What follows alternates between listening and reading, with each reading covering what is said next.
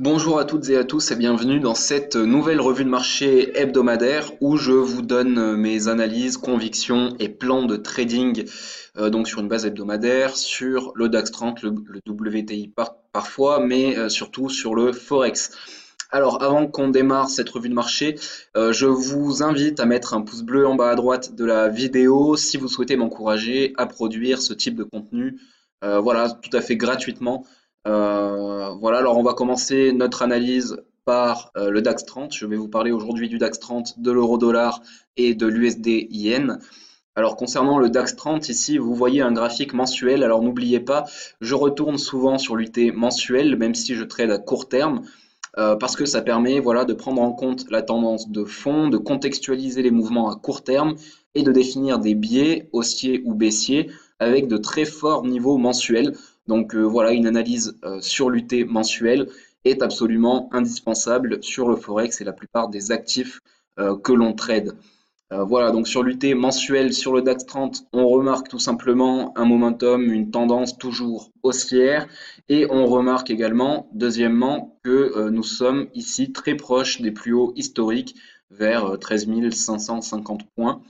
Voilà, donc malgré la tendance de fond haussière, pour l'instant, on ne réalisera pas d'achat à court terme au cours de la semaine prochaine, tant que nous ne serons pas de nouveau sur des plus hauts historiques. Tout simplement parce que cette résistance ici devrait être assez intéressante à exploiter avec des trades baissiers. On va pouvoir peut-être matérialiser voilà, ce niveau, ces plus hauts historiques ici sur l'UT hebdomadaire. Donc on peut tracer cette zone de short ici. C'est une zone, ça sera notre zone de short tout simplement pour la semaine prochaine. Sur un graphique journalier, voilà, vous voyez que j'avais tracé ici cette zone de résistance, que ici c'était devenu une zone de support. Eh bien, on va pouvoir prolonger ce support ici comme ça. Voilà. Et donc on voit que nous sommes actuellement dans le cadre d'un range, d'une dérive latérale journalière. Et donc tant que nous nous inscrivons dans le cadre de ce range journalier, on adoptera tout simplement des stratégies de range, de trading range, en attendant que la borne haute soit débordée. Et là, nous prendrons des swings haussiers. En attendant, on travaillera le DAX à la baisse en début de semaine prochaine. Voilà, parce qu'on a ces plus hauts historiques ici vers les 13 500, 13 550 points qui sont toujours, qui coiffent les prix, qui ne sont toujours pas débordés. Voilà, on remarque par ailleurs que la tendance haussière sur un graphique horaire commence à être assez mature. Donc des points de short devraient pouvoir être trouvés en 15 minutes, voire sur des UT inférieures. Ici, vous voyez que on a une zone de short potentielle à très court terme qu'on pourra exploiter par exemple sur des graphiques M15, M5, voire une minute, et qu'un premier objectif pourra consister ici dans les 13 400 points, ce qui représente un potentiel, un objectif potentiel de à peu près 70 points. Voilà pour ce short que je vous propose pour la semaine prochaine. On va également aller voir l'euro-dollar. L'euro-dollar, on va également aller le regarder sur l'UT mensuel pour faire un petit peu le point sur cet actif. Alors, tout le monde en ce moment est un petit peu haussier sur l'euro-dollar. Euh, mais bon, moi je l'étais à 1,03. Là, je le suis plus trop. Dupliquer, voilà. On va tracer ça comme ça. Vous voyez que donc sur l'UT mensuel, on peut tracer ce canal ici. Et donc moi, ma théorie, mon analyse, personnellement, ça n'est pas de travailler à l'achat à l'euro-dollar. Pour l'instant, je m'attends à une dérive latérale, à voilà une sorte de range, des bougies d'hésitation en fait vers cette trendline baissière. Et ensuite, à moyen et long terme, on pourra tenter des swings baissiers sur cette paire. Si on va la voir en hebdomadaire, voilà. Alors évidemment, on s'est extrait à partir de cette bougie-là de juin 2017, on s'est extrait d'un range dans lequel le prix s'est inscrit pendant à peu près 2 ans et demi. Donc forcément, voilà, travailler l'euro dollar à la hausse pour le moment, ça se défend. On voit également par ailleurs que ici, sur ce graphique hebdomadaire, une phase 2 sur cet actif, sur cette paire, s'est récemment déclenchée. Voilà, donc on a quand même quelques signaux haussiers.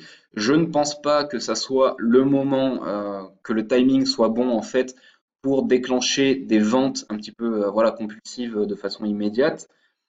Par contre, voilà, sur un graphique H4, sur un graphique 4 heures, on peut tracer quelque chose comme ça.